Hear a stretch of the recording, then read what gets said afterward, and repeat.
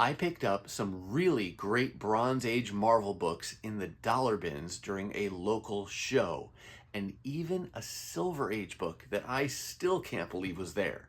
Today, I'll show you what I got. Check it out. Hey everyone, and welcome to today's video. This is the stack of comics that we are going to be working through today. This represents most of the dollar books that I picked up during a local show here in the Twin Cities, hosted by a Facebook group called the Minnesota Comic Exchange. A great community of comic book readers and collectors and sellers, and great events that they host as well, including this show. I'll put links to their online presence down below in case you want to check them out.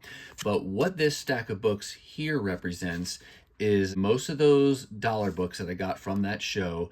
And these books are pretty much all Bronze Age Marvel that helped me to make progress on different runs that I'm working on, whether that's a creative run that's part of a volume of a series, or maybe I got some issues towards building out the complete volume that I'm working on. So just great progress overall. And by way of a teaser, I'll tell you that the very last book down here is a Silver Age book, and it is probably the biggest single issue comic I have ever found in a dollar box ever. As you can imagine, being that, with that kind of a buildup and it was in a dollar box, it's a pretty low grade condition, but that doesn't reduce my excitement for having found it for just $1. And I can't wait to show you that one at the end, and I'll save it till the end because it is the best. So stick around for that. But working up to that, there's plenty of good stuff in here as well. Lots of good Bronze Age, issues that we're going to take a look at. So let's go ahead and get started with this great stack of dollar books.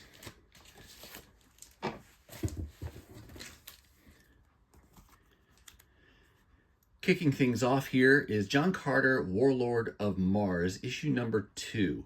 I shared recently that I've just started working on this volume, and it was triggered because I found a copy of issue number 1 in a dollar box. And once I get a relatively harder to find issue like that, especially when it's a number 1, it automatically tempts me to say, do I want to collect this whole volume? And I know I'd seen John Carter issues in the dollar bins historically, but never really paid them much mind. But I've now decided to go for this whole volume, and I found one more issue at the sale for $1. And I'll actually say that these books were even better than $1 because this seller, the name is the Brothers Grin, Gabe and Nate. If you're watching, hello. Thanks for watching. Thanks for always having amazing books. But they had a great selection of dollar books. But on top of a great selection already, the value was that if you bought 5, you got them for $4, which makes them 80 cents a piece. So of course I was going to find a total of books that was in a multiple of 5. So even better than a dollar book. This was an 80-cent book, as were all of these that you're going to see today. But that was just one more issue towards the John Carter series I'm working on. I found several Fantastic Four issues. I've said before that I started by working on the John Byrne era of Fantastic Four, and I might be down to just 1 or 2 issues left to fill that out. But over the last handful of years, I've really grown in my appreciation for the Fantastic Four. I'm reading them currently and loving the current run, and I'm trying to go back and get pretty much everything Fantastic Four I possibly can. And my strategy will probably be get as low a number, a continuous run going down as low as I possibly can in this volume 1, and then probably supplement with the omnibus editions for anything lower than that, so that I can have a continuous complete volume 1 collection. But on this day at the sale, I did make good progress in the 100s and low 200s, including this issue 180. That's a Jack Kirby cover, which might seem a little surprising because his run was long complete by this time. This is a reprint of Fantastic Four 101. And there's a little note from Stan on the inside that talks about that Roy, I'm guessing means Roy Thomas, had missed some deadlines, couldn't get the issue out in time, and so they ran a reprint of Fantastic Four 101 in that issue 180. I also got issue 187, 192, and you got some George Perez art during this time. 193, that's a Keith Pollard cover. And back to George Perez on 194. Then we jump ahead to 214. This is before the official start of John Byrne's run, when he was both writing and drawing. But issue 214, he was drawing at least. So he did the cover and he did the interior pencils. And then here's 226, which has cover and art by Bill Sienkiewicz. So he did some of the issues in there before John Byrne's run formally started with issue 232.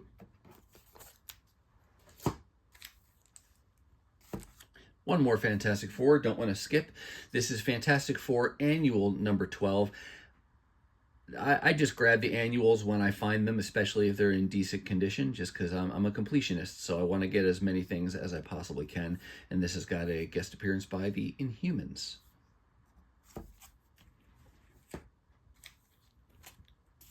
Shifting gears, I found several issues to help me build out my Thor volume. This is another one that I started out by wanting to collect the creative run of Walter Simonson. And just as a little additional thing, I'll show you, I just got this in the mail recently, Thor by Walter Simonson Omnibus. So I do have his complete run in omnibus format. I have most of it in single issues as well, but I'm down to the point where I need issues like 337, 338, and like one or two others. You know, there's only 3 or 4 issues total, but they're more significant keys, and so I don't expect to find them in the dollar bins, and I really want to have the complete run, so happy to grab that in omnibus format as well. And then you get the nice oversized artwork in addition to having it all in one nice volume that I can read in its entirety. So very happy to add that to my shelf. But in the meantime, continuing to chip away at Thor Volume 1. Beyond Walter Simonson, I would like to collect everything before that, just because I love Thor as a character. So I'm always keeping an eye out for Bronze Age Thor in the dollar bins when they're in at least mid-grade, you know, reader kind of condition, when I can find them that way and build out that run that way. I don't know that I'll ever try to get the complete volume 1. We'll see. For now, I'm happy to say Walter Simonson and anything I find before that, just because it's great covers, great colors, great art, and fun to be able to look at. But really happy to have found this copy of 192, just a really cool corner box art, and I don't remember seeing that still 15-cent style of price very often, but that was there in the dollar bins because it's a lower grade condition. And Gabe and Nate know I love to look for these kind of things, so they knew I'd find some good treasures in their boxes that day, and they were right. This was a great find and the lowest number issue I found during the sale. But then I also found Thor 220. Just a great cover. I think that's a Gil Kane cover. Something about that. I don't know if it's the pose or if it's the colors or just the whole thing works really well. And it just, I love looking at this cover. It's great, great art there. And see how it's got this, like almost like an oil pen. Not an oil pen. What's the term? It's that black kind of pen that you use to mark stuff. But it's got a date of 10/18 on it. Those kind of things, I love that kind of stuff just because that's probably, maybe that was a return date or when it came out, who knows, but something that maybe the seller put on there. Those kind of things I think are kind of cool just because it's a little piece of the history of this particular issue as well. So some people might see that as a downgrade. I see that kind of as an enhancement. Same as like date stamps and things like that. I think they're all pretty cool. Moving through the Thor issues that I found, there's 222, 227, 241. No significant or any keys of any kind through this haul, but still great run fillers, and they're all in decent shape. I will point out on issue 267, that's a Walter Simonson cover, and he does the interior pencils as well. This was from his first run of Thor. The later run, this one here, is obviously his most well-known run and one of the most well-known runs on Thor ever, but he did an earlier run also that was like in the 260s up to 270 or so, 10, 12 issues, something like that. And I had wanted to put that together in addition to his more famous run. I think this is the last issue I needed to complete that. So I think I have the whole thing now. Another excellent cover to boot. There's 278, 280, and 291. And then lastly for Thor, I did find an annual for him as well. That's annual number 9 from 1981.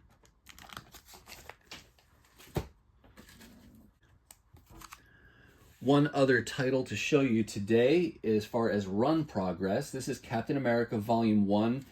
Similar story here from what you heard from those other two. There are portions of the Captain America Volume 1 that I have been working on. It actually started with the Wade and Garney run that was way at the very end of Captain America Volume 1. I've since completed that, and I would love to get that omnibus someday. Hopefully it'll come back into print at some point so I can get that, because that spanned from a little bit of Volume 1, and then you kind of skip over Volume 2, which was the Heroes Reborn era when it was outsourced to guys at Image. But then when it came back to Marvel for Volume 3 of Captain America, Wade and Garney started up that original series again, and so there's an omnibus that collects their portion of issues from Volume 1 and then Volume 3, and I'd love to have that in omnibus format. I thankfully do have the single issue, so that's nice, but I think it would be great on the shelf to have in one nice, easy to read volume. But beyond the Wade Garney era, I've since wanted to put together the Mike Zeck era of art, which I'm still working on, and then similar to Thor and Fantastic Four, anything earlier, like Bronze Age or lower, love to pick those up just because of the cool covers, great art, and just a cool chunk of, or a cool piece of comic book history here. So this is the lowest number issue that I found for Captain America at the sale. That's number 175. 177. Again, no keys here, just cool Bronze Age art and issues to look over. 182. 186, this has an Origin of the Falcon in it. And then 192, this is actually the last issue before Jack Kirby returned to the title, and he had a run that I want to say went from 193 to 214, if I remember correctly. The other significant piece about issue 192 is that it did contain a Marvel value stamp, and I think it was like Rawhide Kid. But when you flip through here, where is that? It's going to take me way longer to find it than I want. I'll just show you the page. Ah, there it is. You can see that was cut out by somebody at some point. Probably part of the reason why this was just in the dollar boxes to begin with. Every once in a while I get lucky and a Marvel value stamp is still intact in the book, but looked that one up and it wasn't there. But that wasn't going to stop me from buying it because I got it to be able to have the issue, not primarily for that value stamp. Having the value stamp just would have been a bonus. There's 192, and then we'll jump ahead. There's 217. Oh, this is like a minor key because of this these Agents of S.H.I.E.L.D., the superheroes and Agents of S.H.I.E.L.D., but I don't really know much more than just that. And then jumping way ahead, there's 278, part of that Mike Zeck run. that I mentioned earlier that I'm working on. So really happy with that progress on Captain America in the dollar bins, or I should say the 80-cent issues during that sale.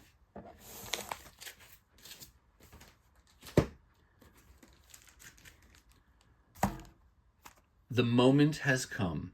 This is the last book to show you, and this is the book I mentioned at the beginning when I said it has got to be one of, if not the biggest book I've ever found in a dollar box, and that wasn't exaggeration. It's an amazing story. It's an amazing part of Marvel Comics history, and I never would have dreamed I'd own a copy of this, especially not for the price that I paid.